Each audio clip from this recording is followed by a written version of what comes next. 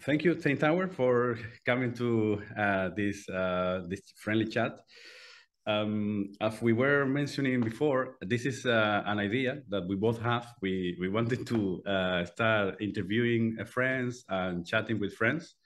And I talked to him, he talked to me, and we came up with the idea. Actually, it was his idea to, hey, why don't we just interview each other? And I think it's an excellent idea. And we were talking that we might use it in the future to interview future friends, masters, or people who are very inspirational for us. And so I had to say already thank you also for that. We're gonna talk a lot. Why, in my case, I'm so grateful and I'm so glad that you came today to share also your perspective about life, your teachings, your music, your books also, that they are amazing. So having said that, guys, I want to introduce to my audience, to my community, my friend Tijn Touber. For me, he's a friend, he's a teacher, he's an amazing being. He was the one who opened the door for me in Amsterdam when I went to Holland. I didn't plan to go to Holland. It was just I just like, hey, what is the next place I can visit? I remember I took that globe map. I put my finger. I landed in Holland. I said, I wanted to go to Australia, but I said, okay, let's not cheat. I went there and I met at that point Irene Sportel, and then she introduced you to me. And from there, you asked me, hey, what do you do? And then I start to share with you, even with some friends. And you say, hey, we have to do something in my living room. So why don't we do an introduction? From there, we can do like a seminar or something to introduce these teachings to our friends here in Holland. And for me, it was a shock to see somebody so generous like you, that you were already very well known. I don't know if we are talking about year 2014 or 2013. It was only one decade ago. Yeah. And you so generous, open your space, open your house, open your heart. And from there, your friends came. And from that moment, I felt so welcome in Holland Yeah. that right now I'm still going in Holland, and the audience that's so big, and they are coming from your part. Also recommended. Also, I recommend them to go to your events. They're talking beautiful things about you. And I said, man, he did that for me, because this is not something that you normally see in the spiritual community, in the sense that people tend to, okay, this is me and that's it. But you say, no, no, no. Okay, I hardly know this person, but I feel he has something beautiful to share. And I felt the same about you, like, wow, this is so generous, it's so wonderful what you're doing. And from there, I just feel gratitude, and people who have changed their life thanks to also my teachings, your teachings, they feel the same. So they have gratitude, and they even, some of the ones that the 10 years ago they went to the introduction, they still coming with family members. Now they have grandsons and so on. So lovely. So having said that, Think Tower, I have to say thank you for being here. It's an honor. And I would like also, I don't know if you want to share your part of our meeting. Yeah. Very much. I still very distinctly remember you ringing the doorbell, and I didn't know, of course, who you were. The funny thing was, you didn't really introduce yourself. It was just very natural. You just walked in, you had your handpan with you on your back, and you just sat down. I think we had a yoga or a meditation meeting with Irene was there. And I think for the next week or so, we just connected. And it took me a little while to sort of understand what you do, who you are. And more, I got to know you because you're not the kind of guy who comes in and says, I'm a healer, I'm a teacher, I'm a master. Not at all. The only thing you said at some stage is, do you want me to play a little bit of handpan? You know? And so very slowly and casually, I got to know you, and I was like, wow, this guy really has a lot to offer. And I don't know if you remember, at some stage I had a lecture somewhere and you came along, And I was aware that you didn't understand a word of what I was saying, but you were there in the back, just shining, you know. And that evening, it was the World Cup soccer, football. And I remember that because I also like to see some of those games, and I think it was Holland playing against Spain. And we were sitting in this little cafe because we didn't have time to go back to Amsterdam to see the game. And we were sitting there, and I think Holland beat Spain 4-1 or something like that. So, but you were sitting there and just smiling at every goal that Holland was making. And I thought, gee, this guy is really enlightened, you know? We are beating him completely and he's still smiling. Now, I'm a believer. So that is, I think, how our friendship started. And you know, when I started inviting friends to my house, I saw the incredible effect that your healings were having, and I was just like fascinated because I know a lot of healers and teachers, but in your very modest way, the effect that you have on people, and how, especially what I was very fascinated by is that when people, you know, when you were able to take away these thoughts that were disturbing them, these misconcepts basically that are changing their whole physiology at some stage, that when they were away, and then when they would sort of come out of their sleep state where they were just integrating, that they couldn't even remember what their problem was. And that for me was like, wow, this is really, really amazing that somebody can, you know, worry about something for like 20 years and within 20 minutes it's just gone, you know. And I was like, wow, this is really something. And so I'm so grateful to you as well. And I think just about every lecture, or I don't like the word lectures because it you know makes me feel like I'm above others. It's not like that. I always just talk to people, we exchange, but um, I talk about you, and especially what I do a lot also is the forgiveness meditation, which is so incredibly powerful.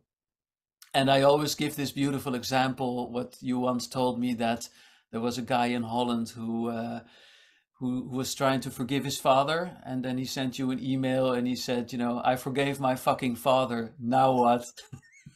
I just love that. And then I realized, oh, this practice had to be explained in a deep way. Yeah, yeah, lovely to hear all that. The entire God still is in my mind, as a very loving memory, how the way we met. Yeah. Um, that's why I want to ask you a few questions, and if you like, you can ask me any questions.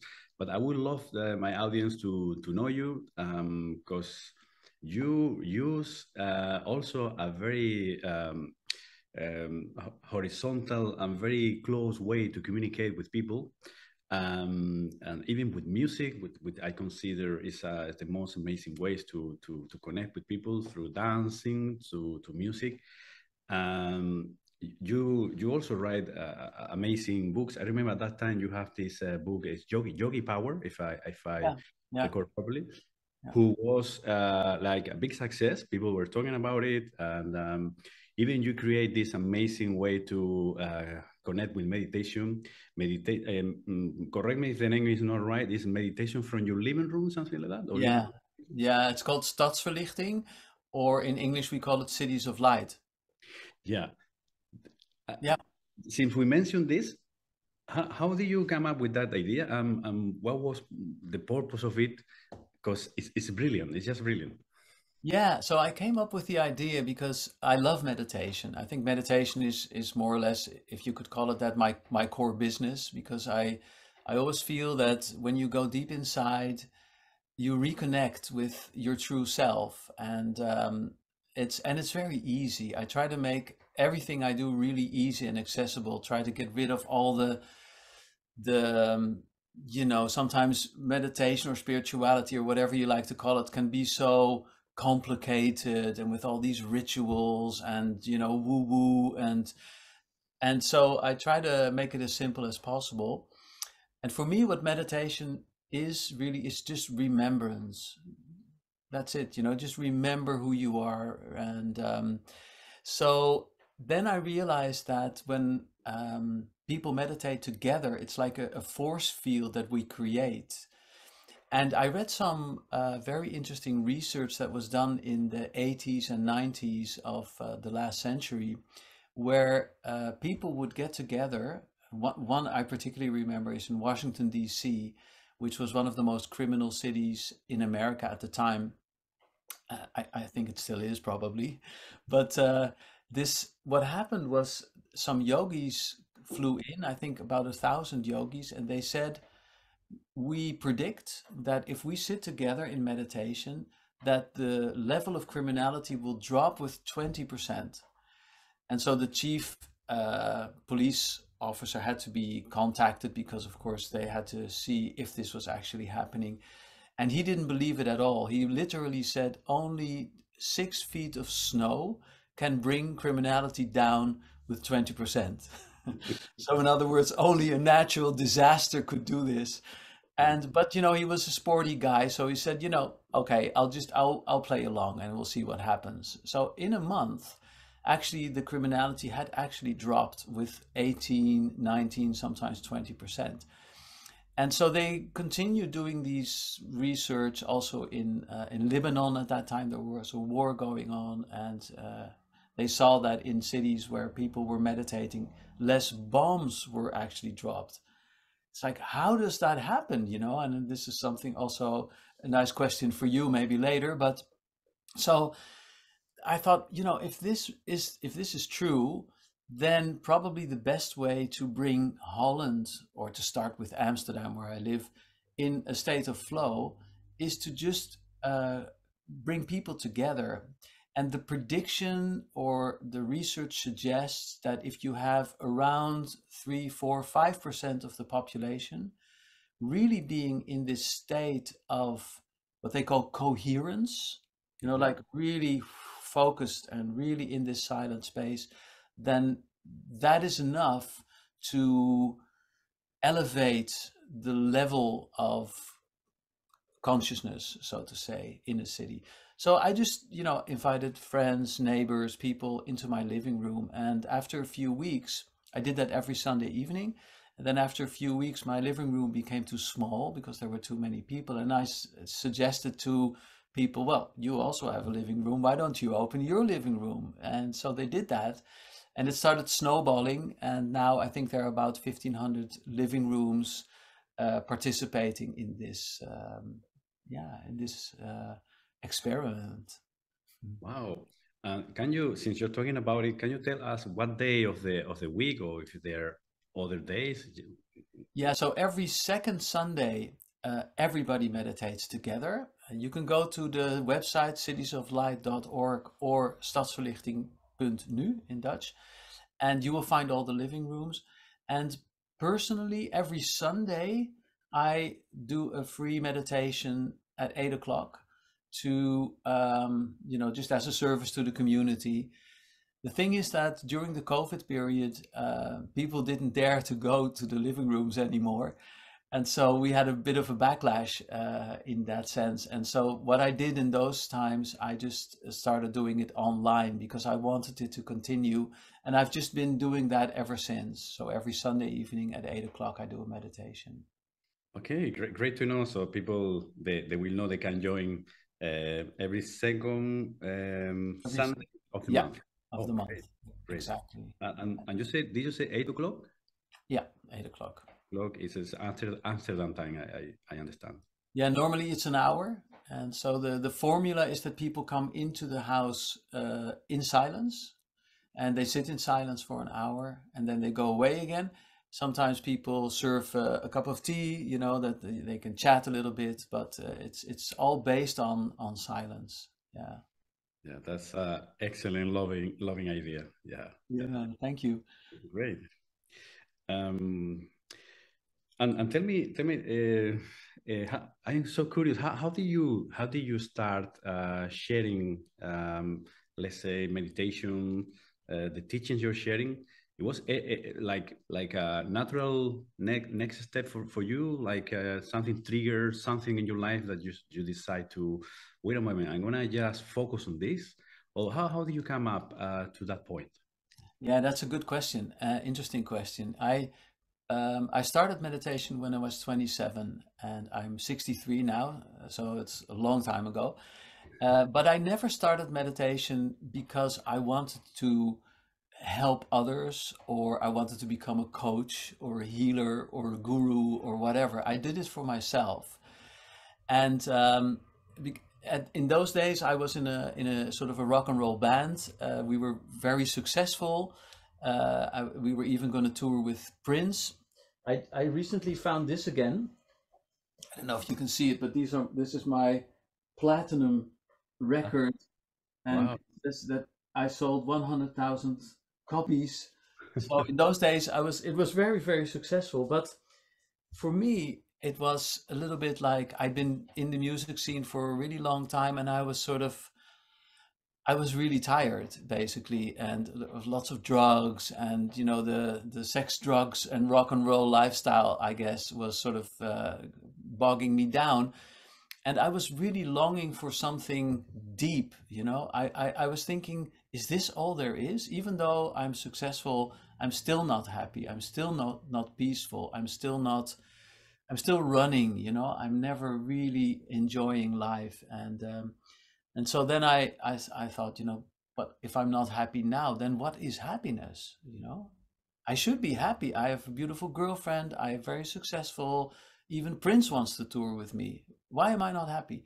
And then I realized, well, happiness is not another golden record or more success, but it's inside. So I started meditating, and that really, I don't know, it just felt like coming home. And I realized this is it for me. And then I started, I'm the kind of person, I guess, like you, who you don't do something half, you do it all the way, just go all the way. And so that's what I did.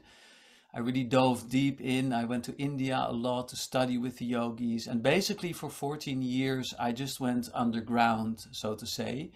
I stopped the music business, and I just really got into that.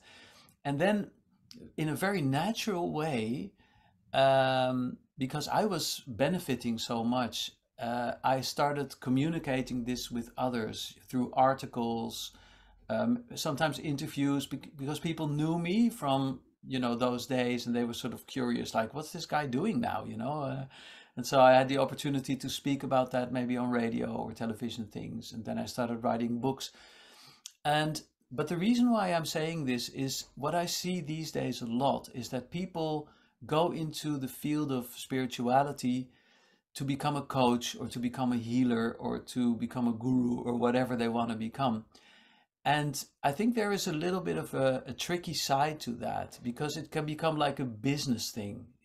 It's something you want to, yeah, maybe earning money. And I'm not against earning money, but if your first intention is to become successful, instead of that it comes from inside and automatically just pours out, then there I think is a tricky part to it.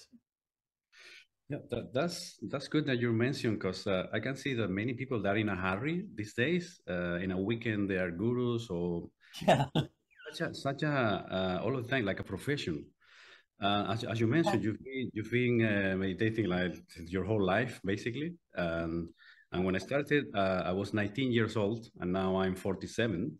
And it was not only after almost like a decade or something that I decided to share with big audience, right? Once you feel that there is this congruency, like okay, I feel that I'm talking the way I'm living, and everything's an example of the teachings, right? And Yeah, from there you start to share, and you connect so easily that you can live, let's say, by sharing, but it's very organic and it's very loving, and people connect. There is no hurry, there is no, how you say, the sensation of business. It's just a way of exactly.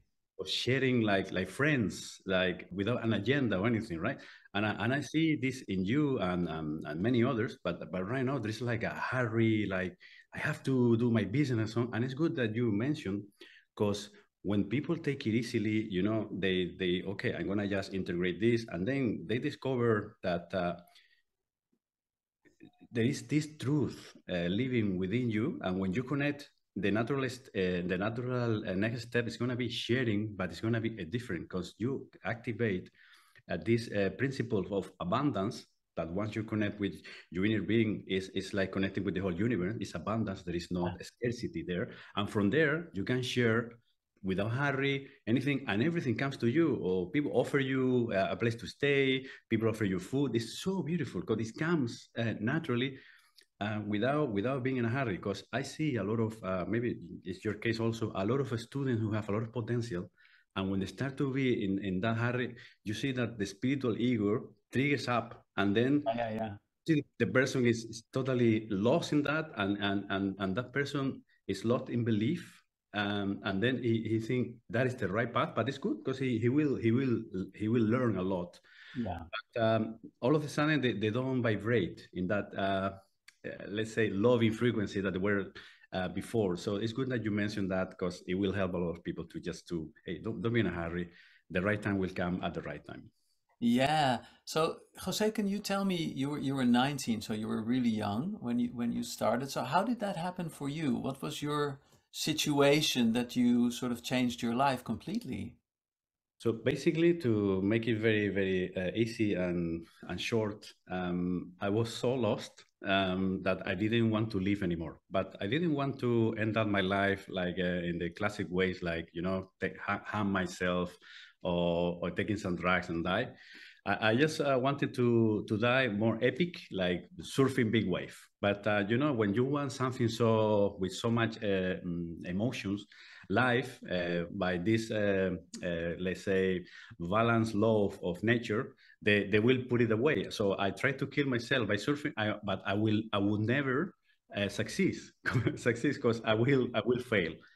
But then I realized, hey, if there is something else. I remember it was one day I was surfing in early morning. I was crying, looking at the sky, because in me it was like a little hope. Like, okay, before trying to kill myself again, is there anything for me to follow that path, or something like that? And I felt that day like a kind of different breeze coming from the ocean, and I felt like, whoa, something happened here. So next day I saw in the city, in Arrecife, in the island where I live in Lanzarote, just a little sign that it was a Buddhist teaching conference. It was called "How to Deal with Your Conflict Emotions," and I said, "Okay, that's interesting." So I went there and I saw that Lama. His name was Lama Sanje, and funny enough, Sanje means Buddha.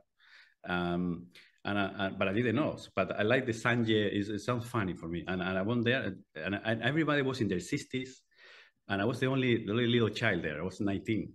So he said, "Hey, don't believe anything. Try this." And I tried that practice, and I felt a huge difference. And I felt, "Oh, what is this? It's like energy going around me. This is weird." And then I wanted to learn more, but they told me, these courses you have to pay, and I didn't have the money to go there. But then the Lama came and said, "Hey, why don't he take us in the morning, since we're free, for an excursion, and we can visit the island?" So I said, "Okay, I'm free in the mornings." So for 3 years and a half, I was taking these Lamas and take them for excursions to the beach, to go to visit, and they became my friends, and they were sharing with me what I call non-dual Buddhist teachings. And from there, I learned, and then they start to invite me to monasteries in the Himalayas. And from there, I learned everything without any, let's say, I was not studying philosophy or anything. It was like, hey, try this, try this, try this, try this. And because they want me to be like that. And then they introduced me also to one of the greatest master for me in the world. Now he passed away in 2013. It was Akon Rinpoche. For me, it was an enlightened being also. He also changed my life. And from there, just try to summary everything up. From there, the shift when I was 24 years old, my separate self-mind totally collapsed. I remember one morning I wake up and everything was so slow but pristine and crystal clear that I thought I was dreaming again. I was dreaming, so I went back to my bed and I tried to sleep, and I said, "Oh, this is happening. This is not actually a dream." And from there, I couldn't even relate to people in my house, so I made that an excuse that I was stressed out and I have to go for 3 months to a stress out center. And I went to the Himalayas to ask my friends, masters, how I can relate to this world. And it was so beautiful. So when I came, nobody noticed the difference. I was still in that state. Everything was slowing down. Everything was pristine, clear, so loving. But nobody could see the difference. I could be dancing salsa, surfing again, everything. But nobody will notice anything weird. So, because at the beginning, everybody was, "Hey, are you okay?" Because if I see a little flower breaking up the pavement, I will stop. Like, "Oh my God, look at the miracle!" And I will stay there, sitting down with some friends, wondering if I was crazy for 2 hours trying to explain the miracle of a little flower breaking up in the environment. From there, just to finish with this, I start to share with friends who were close by, family members, and then little by little, people, they were asking me for more and more, and then you know me, I'm sharing with more people. Yeah, but it's not just a philosophy. I mean, because for you, it's more a healing practice now, right? I mean, you do of course speak also, but can you tell them, you know, me, but also the audience a little bit more about how the healing came about? Yeah, I remember one of those days that I was with those masters. I was surfing in a rocky place that the rocks, they are volcano-like, and I hit my knee with one of the rocks, and I was so much in pain that I thought I broke it. It was bleeding. It was really painful, and to get out of the water it took me like an hour. So when I came to them, there were two of them sitting down smiling, and I said to them, "Hey, let's go to the hospital because I have my knee is injured." They said, "No, don't go to hospital. Hospitals are dangerous." And then I said, "Imagine a 19 years old guy. You say that? Okay, maybe in you because I was so straightforward. Maybe in your third world country, they're dangerous, but here in Europe, they are not dangerous. Please come with me." "No, no, no. It's very dangerous. Get back to the water." And I said, "No, I can't." They said, "No," and they said something that it broke my mind. It made my mind blow away. He said, "You believe," he said, "you believe that your knee is broken."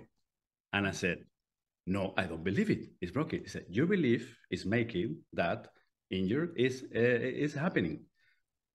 And then I was so shocked. I think in that moment, I was so shocked that the guy, he just moved his hand near for my knee. I felt a clack, like a strong noise. And all of a sudden, my knee was back to normal. And I said, "Get back to the water. Hospitals are dangerous." And I Wow. went to surf again for 2 hours more. Like, what the hell happened here? Yeah. And then I asked them, "Hey, what happened? What did you do with your head?" He said, "You are not ready now. You will know at the right time." And then I have to wait for a few years. And then they said, "You're ready." And then I was introduced to Rick Energetic Healing, which is something that I share and you also know. And from there, I tried to go deeper. And another master who of like they coming from the same system, he went to live with the Aboriginals in Australia, and he created something that he called it. He said that's it, but nobody could relate to it. And then he talked to me. I was in Australia with him. He shared his teaching with me, and then we asked permission to make it more relatable to people, because back in the days it was only for masters of the masters or masters in this repair healing. And from there, we create Dharma shamanic system, which is another way of healing. Basically, is somebody who is living out of fear. He gets sick. If you see in the hospital, people, they are not there for sickness. They are there because they are afraid. Once you project that light, that energy, it reminds you that you are love, your life, and all of a sudden, these frequencies and energy of fear start to dissolve, and then we see miracles, as you said, like they don't even remember how they came and what was the problem. Yeah. Yeah, I mean, we met, I think it was 1.5 months ago. You were in Amsterdam, and we hadn't seen each other for a little while. So I was thinking, oh, I got to see Jose again. And then after a while, you saw me sitting there in the audience. You said, "Hey, my friend, come here. What can I do for you?" And I said, "Well, nothing, I think. I mean, I'm fine. There's really not really a problem." And then you said, "Well, but is there something?" And I said, "Yeah, well, now that you mention it, my throat is hurting sometimes, and when I get up in the morning, and sometimes when I give a talk or something, it starts itching, and there's something." And then, so you said, okay, let's feel. And it's very interesting because I'm writing a book now. And this book, I mean, what it does, I think, or what it will do when it comes out, it's going to kick down a lot of holy houses, as we say in Holland. So like a lot of the concepts that we believe in, um, I'm going to kick them down in a sense. So but I know that in these days, I've had quite a lot of experience over the last few years, that every time you say something that goes against the official narrative, you get in trouble. So last year I've been called a fascist. I'm a gay hater. I'm an anti-Semite. I don't know, but it's just because they want to bash you. And so I was a little bit afraid, writing this book. I thought, should I really speak my truth, or should I be a little bit more careful maybe? And so then I was standing there, and you were standing next to me, and you said you felt so much energy, but you said you know so much more than you are actually saying. And that is why it's blocking, because you're not completely speaking your truth. And then you did your magic, so to say, which I want to know more about. If you can elaborate on that maybe a little bit more. But and it just sort of left me, and it's amazing because ever since, it's gone. And I also feel that I'm on path again, because I was doubting a little bit, should I do this or should I not? And now I'm very sure that I should just follow my path, follow my bliss. Yeah, it's what I always share with my masters. Back in the days, Buddha and others, they were not understood by people. They used to throw stones at them, spit on them, scream at them, because this is part of people who are hypnotized by the matrix. And when they see somebody who is say, "Hey, you can be awake, you can be actually free from there," it's like you go to a nest where there is like a wasp, the insects there, and you agitate it, and then they come to you. But no matter what happened, life is with you, and if your message will touch one soul that is there, that is waiting for that information that is kind of hidden or only for some specific people, and you just touch with that heart and you change that life, it will be worth it. Wow. It will be worth it. Some of the old audience, maybe they will not understand, but they will get, the let's say, the old part of the teaching, which is good. But the new ones, or the new information that is more relatable to these times, it will be much appreciated also. Yeah. Because the times are changing, the energy is shifting, and a lot of truth is revealing itself. That's why we have now Dharma Shamanic system. You're coming with this, because when I saw you, I saw like a beautiful flow of energy, that it was stuck because you were afraid. As you said, Exactly. like, Yeah. oh, Yeah. everybody's gonna be against me.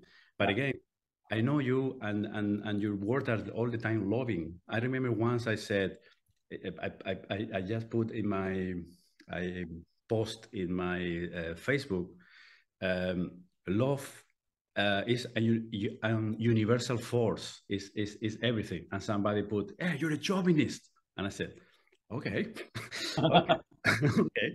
Love is a universal force or is something like that. Okay, okay, okay. Okay, Yeah. let's continue. Okay, good. But you see, whatever you say is something will trigger. But this is Yeah. okay, you know, because we are not here to expect to be liked by everyone, but to touch those hearts that they're there who have a seat and they just need that specific drop in order to bloom, right? So that's it. And when I felt that, and I said, oh, let's help my friend. And then I felt it. Something beautiful is gonna come. In your next teachings and in your next books. I'm so sure. Oh, thank you so much. You know, one of the things that really helped me, and I think I'm only beginning to really understand that now, is that you said one time that the body, no, you said the mind is not in the body is in the mind. Now that really blew my mind. You know, I got home and I knew you were right, but it was like it was such an explosion in my head. But so can you maybe explain that a little bit more or talk about that? Yeah. You know, when you mention that we meditate in a specific city and the whole criminality or even fear start to dissipate, is because everything that you see is happening in your mind. It's when you're going to dream.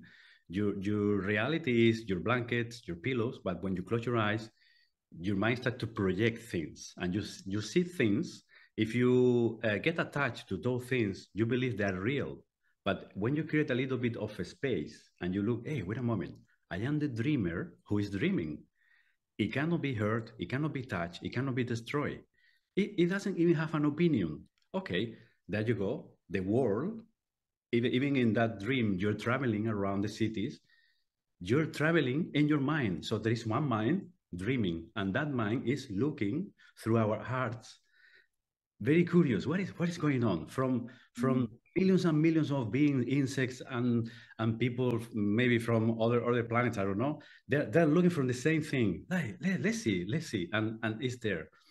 And another example is like, okay, imagine the ocean. Okay, and then there is a wave called Tijn Touber and another wave called Jose Antonio Manchado. And we believe that you are the shape, I am the shape. And we start to lose track of the water. And then you say, hey, wait a moment. Yeah. The form is happening on the ocean, the wave. Then I am the ocean, therefore pure consciousness. And on the top, floating, there is the wave. There is the body, right?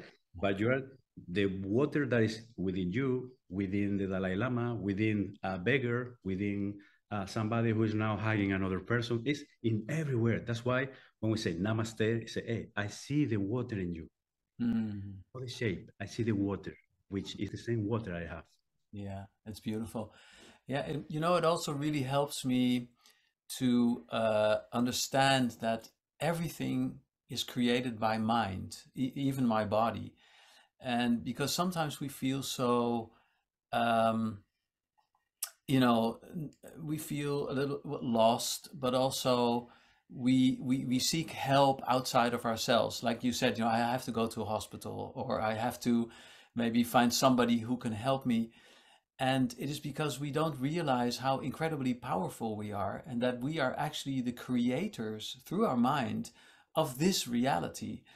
But and then when that really registers, and I'm really getting that now, I realize I am the creator of everything, you know, and that gives a lot of power and responsibility as well, because you realize also like, okay, the situation I'm in now, I created this, my mind has created this, it's all in the mind, and my body is in the mind, you are in my mind, everything is in my mind. The only thing that sometimes, I don't know if you have that as well, it sometimes makes me feel a little bit lonely.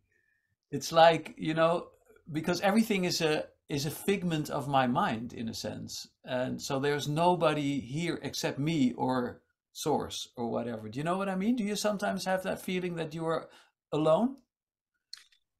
Um, okay, I don't have that feeling, but I understand because through my process, I was sometimes asking that questions to my masters. And then I realized something. If you look at a tree, right, and you have many branches, imagine one branch saying, I feel so lonely. You see? And Yeah. I said, hey, why don't you realize that you're the tree? And then there's so many branches to have fun with, but still it's the same tree having fun with himself, right? Yeah. And then in some people they believe that a branch just looking in one direction. Oh, I need another branch to be happy, and then another branch is manifested nearby because you're a creator, as you said, and another branch. Now I think that that branch will make me happy, but that branch sooner or later, something's gonna be on the way. Maybe it will dry up. Maybe it will find a better branch than you, and then you will start to feel more separation. And then you say, hey, wait a moment. First, I'm gonna connect with the tree that I am, and from there, I can connect with other branches as one. And then I am in this party of oneness where everything is a joyful experience of wow.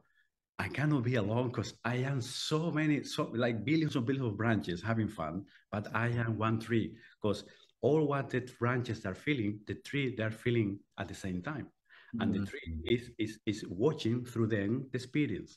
So, but I understand. But if you go deeper, you will realize that hey, wait a moment. Yeah, first I have to go through that lonely feeling, and then hey, wait a moment. I cannot be alone even if I try, because I am the tree with so many branches all over, billions and billions insects, animals, a dolphin, a koala, even a killer. A killer is part of the experience because what we are is non-dual, but it came here to experience the duality and say, okay, give me death, give me life, but give me love, give me hate, give me love, give me fear. I want to experience the whole thing. Yeah. It didn't say just let's do and live the circle of life in a half. It's like the whole thing. And then when people get caught up, and then why people are killing each other? Because it's part of pure consciousness who wants to see what is the contrast. How would that be something different from me? And then we came here, and people start to realize, hey, I don't have to judge this, but I'm going to learn from this. I'm going to remove all the causes that they are creating these things, and let's see what happens. And then you start to live in the kingdom of the tree, on the kingdom of heaven, while you see the story of the branches, but you are not identified anymore. I don't know if people are, I'm sure you're getting my let's say metaphor, but it's something like that. But Yeah. It resonates with me. I can feel it, what you're saying.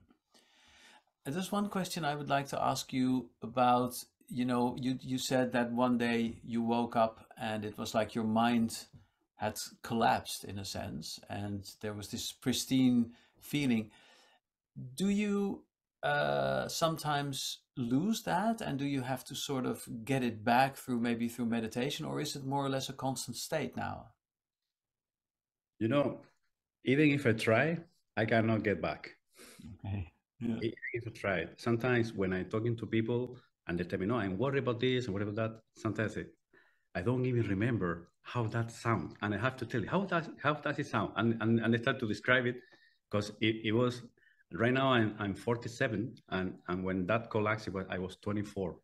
So it's a permanent state. Like there is just, you're dreaming. It's like, imagine you have a lucid dream and there is like a bunch of wolf trying to get you, and you say, hey, I can't fly. I am the wolf. I am the tree and everything. But no, as a concept, I am the wolf, and you're running. No, no, no. And the wolf cannot bite you because you realize the joke. Hey, I am all that, but no as an idea, right? So yeah, it never shifts. At the beginning, you have some let's say revelations, some insights, but then it's gonna be a moment, since you are removing all the energy and the power you're giving to the ego mind, Yeah. then it collapses. It doesn't have any more fuel. It's what I teach in my meditation courses. It's like, let's see how the program of the ego works, and from there, let's dissolve the energy, the fuel, and let's know the tricks and the traps. Yeah. And all of a sudden, boom, and you can see the people after a year, like, whoa, my life is so different. I have lucid dreams. I'm not reacting anymore, and you continue following up, and you see how they relate now to life. It's so beautiful. Yeah, I recognize that a lot. I mean, in the first years that I got into this whole yogi thing, I had a very strict discipline. I know from you that you also had to go through a lot of initiations, which were not easy. It's maybe nice you could share a little bit about that as well. But I really went through a lot of discipline. I got up every day at 4 o'clock in the morning for meditation. I lived celibate for 14 years, no meat, just getting really deeply. And then after those 14 years, there was this feeling I got.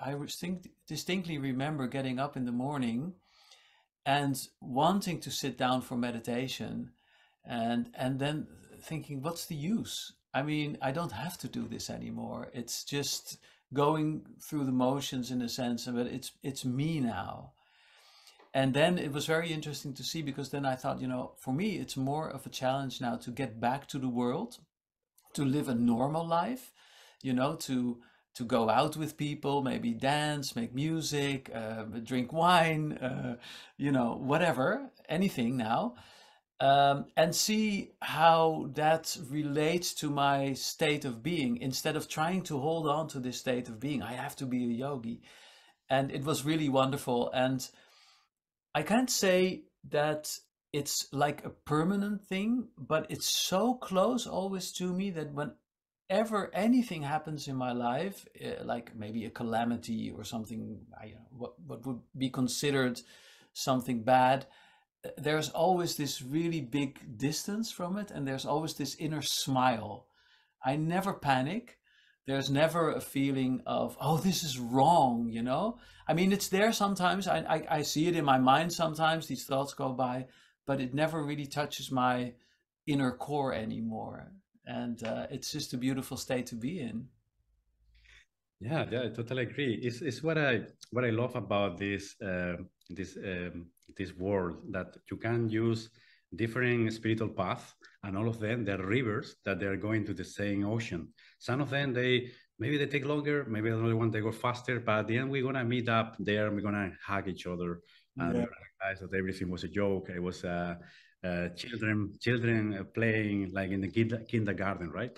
And yeah, exactly. one of the let's say signs that you are in the right path is when you feel this, the sensation of peace and distance. You're not reacting, but sometimes you, like when you're dreaming, you're dreaming, you have a partner, and all of a sudden the partner is not there anymore in the dream.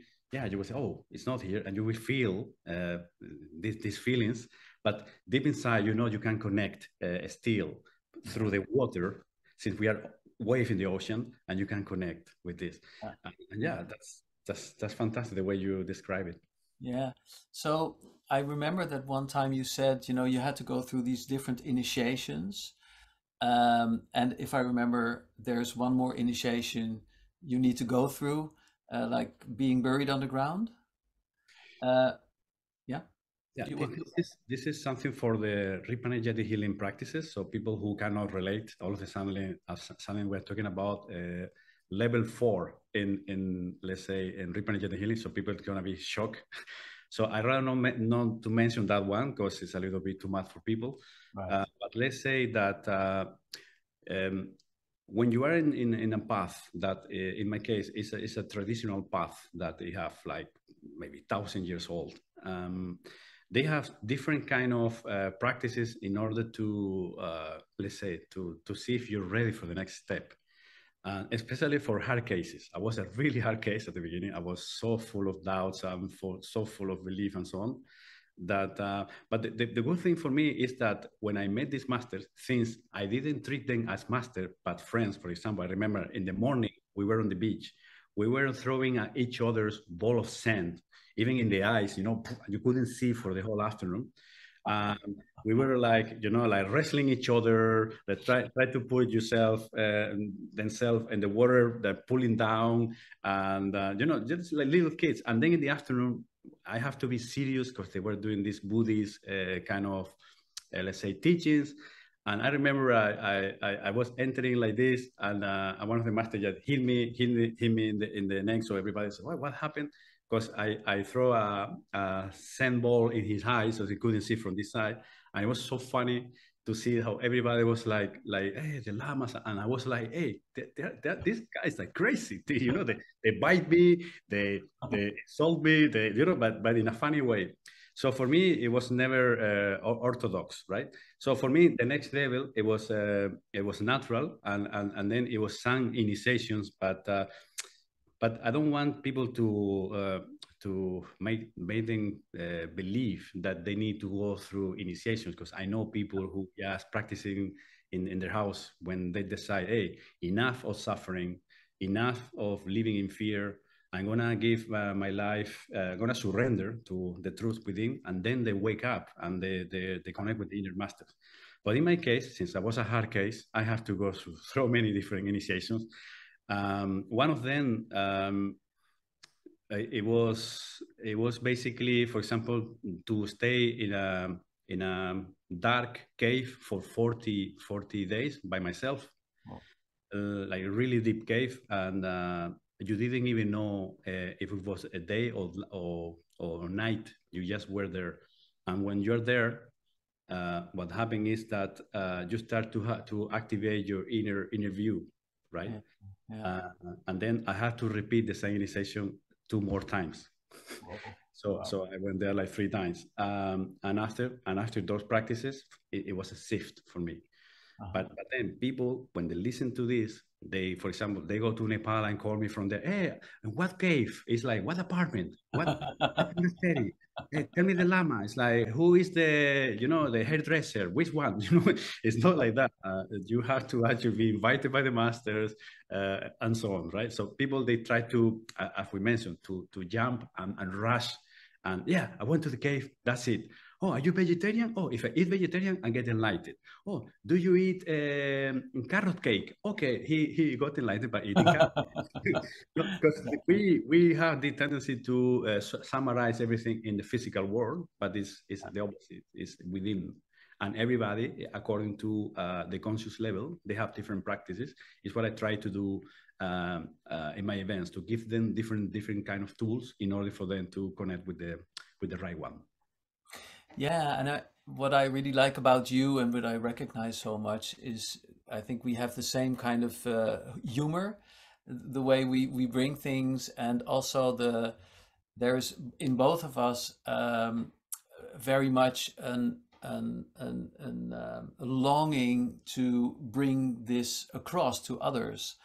And I remember you once said that sometimes when masters get to a certain degree, they don't even bother with the world anymore, which I can understand because you get to a state. I sometimes have that. I sometimes think, why should I do this? Why not just sit in the sun all day and just enjoy myself? I mean, what is it for you that still keeps you wanting to help others, so to say, to bring this across?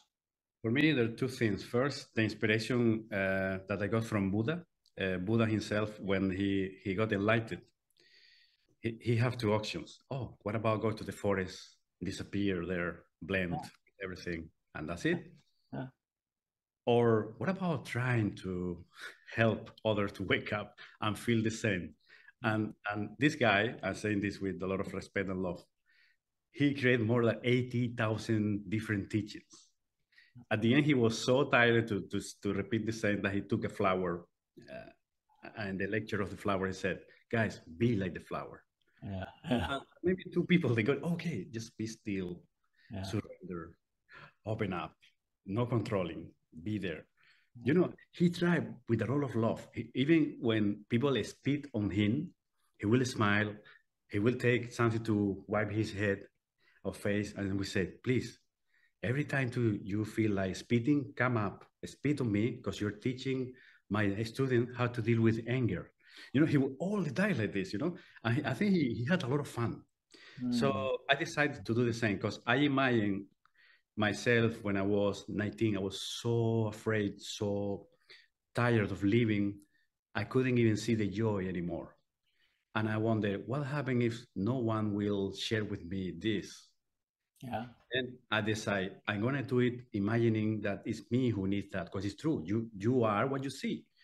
And then there's so much joy when you see now there are thousands of people that they give you feedback in the faces. Oh my God, this is gone. Or all of a sudden they said, I'm not suffering anymore.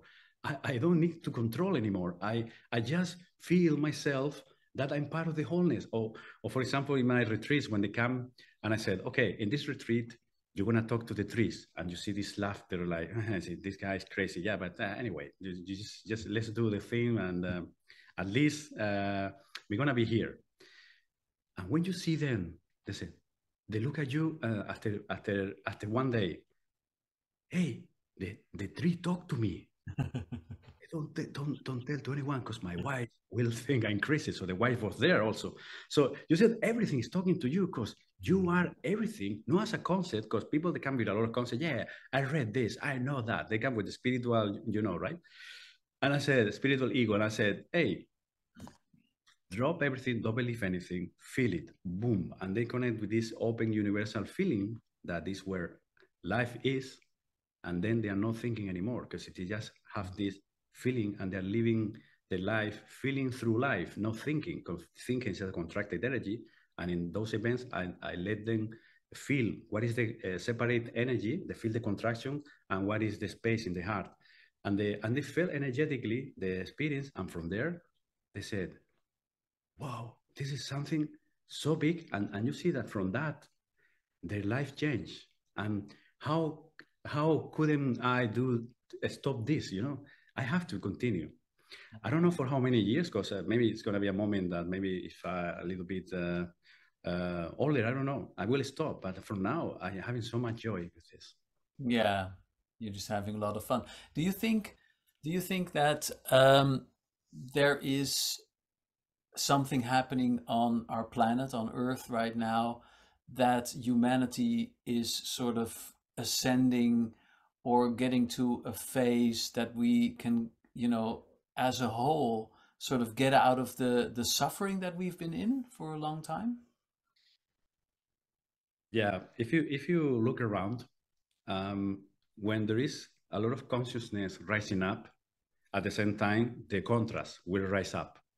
If you see, there is a lot of consciousness, but at the same time, people are hypnotized with social media, TikTok, the news are telling you that there's a comet coming, it's a virus, or it's this, and now it's a UFO. Somebody will get you, because the consciousness is rising. So contrast, we need the contrast at the same level. So if it's so much contrast, so much craziness, at the same time, you see this consciousness going on, and new information is coming. And that information is coming because we are shifting. Remember, if you're shifting and the world is happening in your mind, the world will shift. But everything, the yin and yang, is going to shift. But because we need the contrast in order to wake up, right? Yeah. You said you went through some experiences, the contrast, hey, enough. I was depressed, enough. You have to read the point, enough. Okay, I see the lies now. Now it's the truth. If you see people before the COVID and everything, they were believing everything, and now people are coming more to people that are asking me, please let me know how to meditate, because I'm gonna get crazy, right? So people are more inclined now to go to the natural way. At the same time, you see a lot of people hypnotized with the mobile phone and so on, but it's part of it, because there is more consciousness, there's more darkness or the shadow of it, but they are part of the same. So the yin yang. But people, they confuse. No, they focus now in the dark part. No, leave it. From here, look at that, and then you start to see it like part of the growing and the shift of the information. And right now, new information is coming, and new information. People, they need to open up the mind. Otherwise, you cannot survive anymore on this planet. People who are thinking maybe like 30 years ago, they'd rather die. They're dying because they cannot relate anymore. And they subconsciously ask for dying or to get a disease and disappear. You see that. Sometimes I get them, I talk to them, I energetically help them to dissolve this, and they start to be alive again because they are seeing the new life with old eyes, right? So yeah, you're right. You're absolutely right. I'm sure you know though you know more than me. So share your part if you want to add anything about this. Yeah, I think when I look in my surroundings, I think a lot of people are waking up more. I mean, when you look at the whole COVID period, for instance, on one hand, it's a complete disaster in my opinion. You know, it's like it's crazy. But the upside of it is that a lot of people have started to think more about, you know, what is really going on. And so it's become much easier to talk to people now. I also experienced that. I mean, when I look at my popularity, not that I'm in it for the popularity, but when I look at my Facebook or YouTube or whatever, I think in the COVID period, I've just exponentially grown. You know, I think now I have something, I don't know, like 100,000 people following me, you know, and before that it was maybe a quarter of that. So that tells me that more people are interested in these things. And I think that's a good thing. But what I wonder is,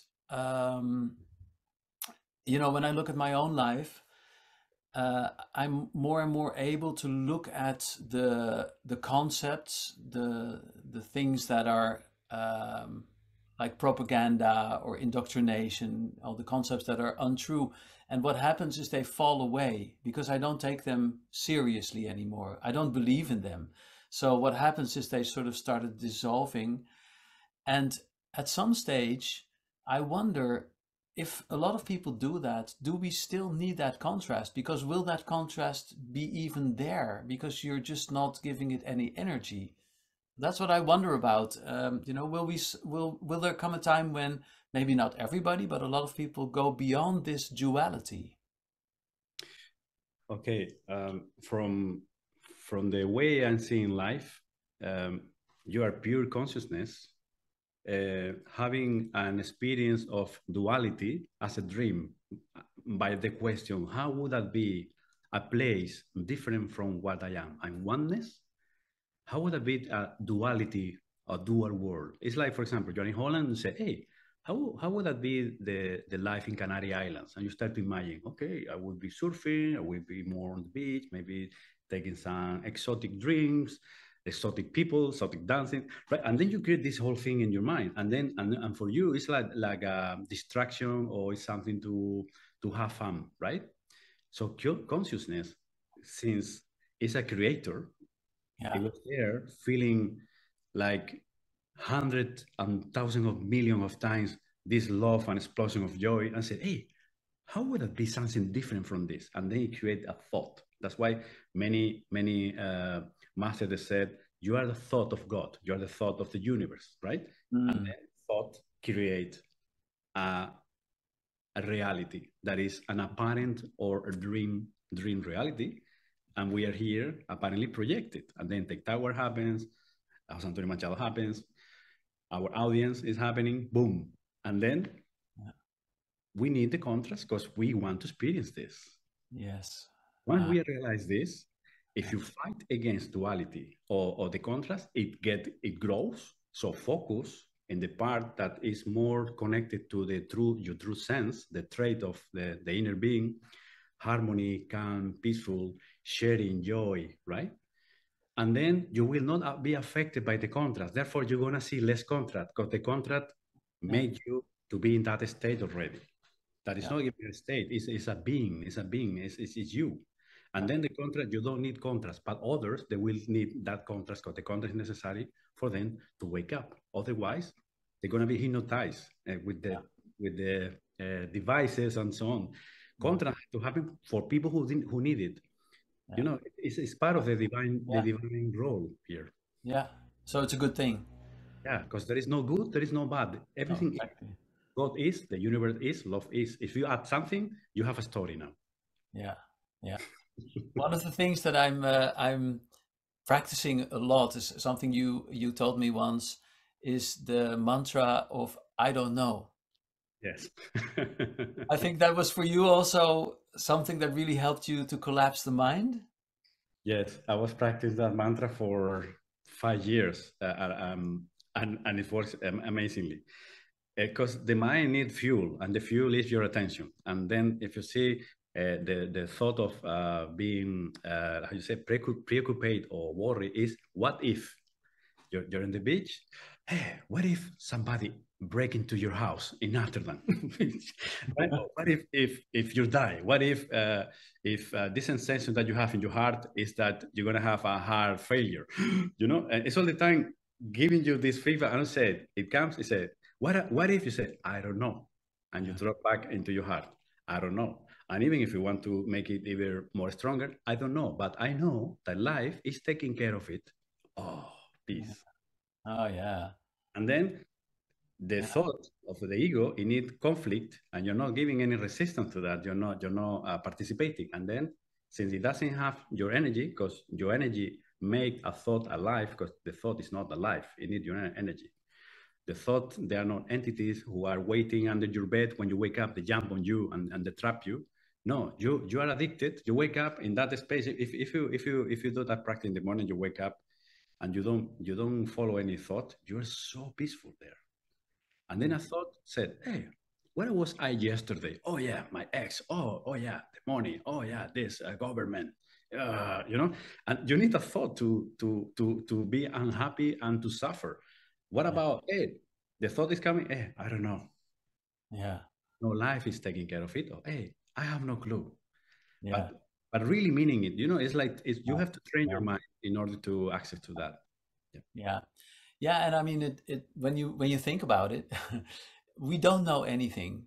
We don't. I mean, that's the interesting thing about it, that when, all these opinions we have, all these concepts we throw around. I mean, when I think about the education I got in school, it doesn't make any sense. All the things we learned in history or whatever, it's just a story.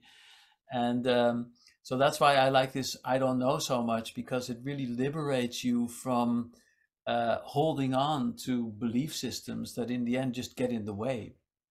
And I think probably that's what healing is about. I mean, maybe you can just elaborate on that a little bit more, because I think that's, for most people, I think that's what they are longing for. Many people are sick these days, and I know that when I speak about you, I often say he's the most amazing healer that I know, anyway. And but they want to know, but how does he do it?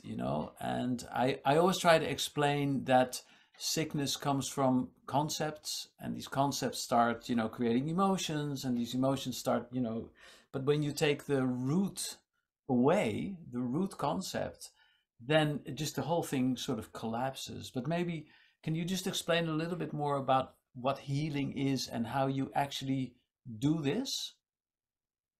Okay, in order to simplify, because sometimes people they come to me and they think I am like, I touch them and they are just free from the sickness. It's not like that, because what I do is to give them some practices and some things that they have to change in their life. And I'm gonna put you an example. It was a woman who was living her life just for the rest of the people. She was all the time not thinking about herself, but more thinking about others. Um, if you are in this life, you come here to enjoy your life and at the same time share that joy with others. But you cannot forget about yourself, because if you forget about yourself, you enter in this contracted separate energy where you are in the ocean. You believe now that you are a shape on the ocean, a wave, and then you believe that the purpose of your life is taking care of other shape in the ocean, and you forget about the water. And Mm. then you start to live a life that you're depending on others, you're depending on your body, and you just think that you're separated. And now you don't see life anymore. So sickness comes to you like a waking up call to tell you, hey, wake up, because remember that you are the water. And when you are feeling that you're the water, you can enjoy your relationships. You can enjoy your life. You can actually live your dreams. Don't forget about yourself. Don't forget about expressing what is within you. We all have this gift that is there, and the world want to enjoy that with you, right? Um, and that woman, she have cancer. She start to change those patterns, and the cancer start to dissolve because that fear energy start to dissolve. So every time we get ideas that we forget ourselves, but with a lot of excuses. If you talk to them, they will give excuses like, "Yeah, but they're my family. I don't know how to live my life in a different way." And I said, "Yeah, I know that you don't know how to live your life in a different way, but the way you're choosing right now is killing you. It's actually removing or damaging your health." And then say, okay, I'm gonna just add a little bit of shifting and changes, and from there they start to heal. It's not just you just press one button and that's it. Somebody has to do something also. It's you do some actions outside and some actions within. So that would be. So basically, healing is when you are reminded that you are love and you are not fear, and from there we see miracles. Yeah, yeah, yeah, beautiful. Yeah, I've seen it happen many times in your surroundings, but I am aware of the fact that you it's not just touching or pressing a button, but actually becoming aware of the patterns that you are in. Um, and what I like a lot, what I see you doing, and what I also do a lot in my work, so to say, is use humor. And because when you laugh about something, your mind collapses at that moment. There's just surrender at that moment. And I remember the other day, a person came up. I actually know her quite well. She's a friend of mine, and she has a big brain tumor, and she came up, and at that time you were eating a banana, and but for her it's like a big thing. And then she came up on the stage, and you were sort of like, "Hi, sorry, I just had to eat something. I have to eat my banana." And then she said, "Well, I have this brain tumor." And you said, "Well, that's funny. The other day I had a woman, she had 3 brain tumors." And I said, "Hey, that's nice. We can use you as a maraca," And like the audience was like, like this. And then it's like a big laughter. And the lady also, she started laughing. And I realized at that moment what you were sort of doing. You were making the seriousness of the concept just sort of falling away at that moment. And that's the moment where you can sort of get into you can reach the soul, or the being inside, who is free from the concept of, oh, this is terrible. Yeah, you're so right about this. And I'm glad that you remember that particular case, because that woman that I said that about the maracas, she healed herself. Because the thing is, when you are able to laugh about your problems or at your state, is when healing happens. Because the true self is a joyful energy that is there. When you take seriously, when you take yourself seriously, you take your sickness seriously, everything is gonna be worse. But all of a sudden I start to laugh, and when I see people like I have cancer, and I start to laugh, I see how the energy start to dissolve. Oh, I have this problem, and they start to laugh, or they start to laugh even at themselves. Oh, I just got 10 extra kilos, and then they start to get back to the normal weight. So that's what we need: more laughter, more joy, and at the end, that's the cure of everything, also. Yeah, I think so too. Yeah. Okay, Tijn, let's start finishing. Just the last question would be: is there any future events or plans that you have in mind that you want to share? Yeah. So the other day I was listening to the radio, and the Secretary of State of in Holland, who is responsible for the health of the people. I don't know what it's called, but it doesn't matter. But this guy, he said that half of all the young people in Holland are seriously having mental problems. So they are either addicted, or they're completely stressed out. They're afraid. They're suicidal. And he said, just imagine walking into a classroom and half of the kids are in this state of, of stress and suicidal thoughts. And then the interviewer said, but so what do you do about this? And he said, well, we can't do very much because the people who are trained to do that, like psychologists, they have waiting lists of about a year. So if imagine a child is suicidal right now, wants to go to a psychologist or whatever, oh, you have to wait for a year. It's probably too late then. So 2 days after that, I was giving a webinar on meditation, and I said, everybody under 25 can just join in for free, because that's my way to maybe give you some tools to get out of this state of mind. And 400 children or young people joined in. And I was like, wow, this is amazing, So I said the next day I made a little movie, and I said to all the people that listen to my movies, you probably have some skills or something that you can offer. Why don't you also offer this to the kids, and let's not wait for the government, but let's do it ourselves. Let's offer whatever we have to offer. And so many people started saying, yeah, I want to offer something. How can I do this? And I thought, oh gosh, how am I going to organize this? And so what we did now, we created an organization called the Brave Space. And the Brave Space is a little bit of a pun on safe space. Safe space right now, everything is a safe space because we are very afraid that we are going to hurt somebody, so we don't say certain words, or maybe you feel touched, or I give you a trigger warning, maybe I'm going to say something that is going to hurt your feelings.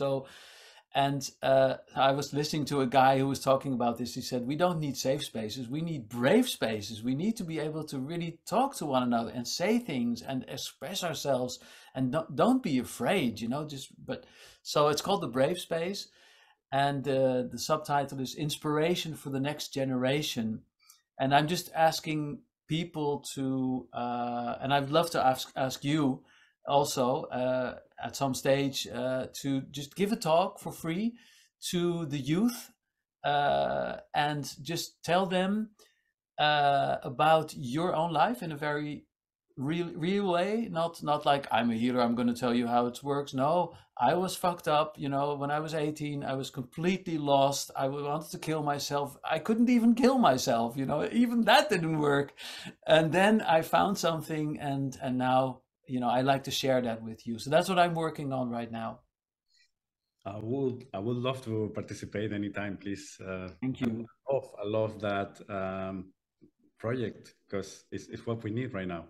Yeah. We repress so much our expression. At the end, we start to feel issues in our health. So yeah. And another question: why do you always do the lectures or your teachings in Dutch? Is because I would like to understand the energy, but I would love to also to listen your words like right now. You're so right. So thank you for that inspiration. I mean, it's a little bit laziness, I think. It's like I put stuff out there so much every day anyway. So it's like, sometimes I think, if I can just help Holland, if I can help bring Holland in flow, that's enough. Why should I want to conquer the world? I see sometimes that people are so ambitious, they want to conquer the world, so to say. And I see that sometimes going wrong because they spread themselves thin. So that's one reason why I think, well, just focus on Holland. But I mean, I think you asking this question right now is for me enough motivation to sort of say, yes, I also should be doing that. So thank you for that. For example, out of 50 lecture, one in English. Exactly. Yeah. Because so what do you? Sorry. You're gonna be introduced to my audience also, and most of them they speak English. So yeah, exactly. Follow you. Yeah, I'll be doing that. Thank you for that. And so, Jose, what is your what are you working on? What are you occupied with right now? What's keeping you busy? These days, I'm focusing on online meditations. I'm doing this year course meditation for a year, where the students they have a meeting with me every month, and then they have every week they have some practices. And we have in the second batch right now, and it's amazing to see how people they are integrating these practices. And at the moment I'm busy with it, and sometimes I'm going to places, like I'm going to Holland at the end of September. I'm going to do some events there. But let's say that now the online part, which is something that I was about to mention, since when this COVID start, I didn't even use the Zoom or anything like that, and now my audience is bigger thanks to that. So at the end, as I said, there is some conference coming, and then you have a bigger and better platform to Yeah. connect even with people in Canada at the same time. Yeah. Basically, I'm focusing on this, and at the same time, next year I'm gonna travel a lot to visit my masters. I go to Australia, back to Australia, and I might go to the Himalayas again. Basically, I'm just focusing on that. Yeah, beautiful. Yeah, so when exactly are you coming to Holland? It's Do gonna you have be dates already? at the end of September, and I have a website. It's mundoharmonia.nl. In there, people can find the events. Yeah. Because I don't have carrying right now, let's say, dates in my mind, but in mundoharmonia.nl they will find all the information. It's gonna be the first weeks in October, but Yeah. I'm gonna see you there for sure. Yeah, I'll definitely be there. I think it's around the corner in the Zonnehuis. It's a very, very beautiful venue. I've done some things there, and it's so sweet and loving, and just a really beautiful place. So I'm really looking forward to seeing you there. And that was a recommendation, that venue from you. So Yeah, yeah, yeah, it's a good place. Yeah, okay, I think that's it for the moment. yeah, We might do maybe later or in the future another yeah, interview talking about your new book and your new information or yeah. anything you want to share. Thank you so much for being sharing today. Said a lot of beautiful things that it touched my heart, especially with the brave space. Thank And you. I hope that everything will be fantastic for you. You're gonna keep on touching people's heart and creating music and everything. And I'm gonna see you soon. Thank See you. you soon, Jose. Thank you for this opportunity, and blessings on your work, on your life, and I'm happy that we will meet in life soon. Thank Thank you. you very All much. right.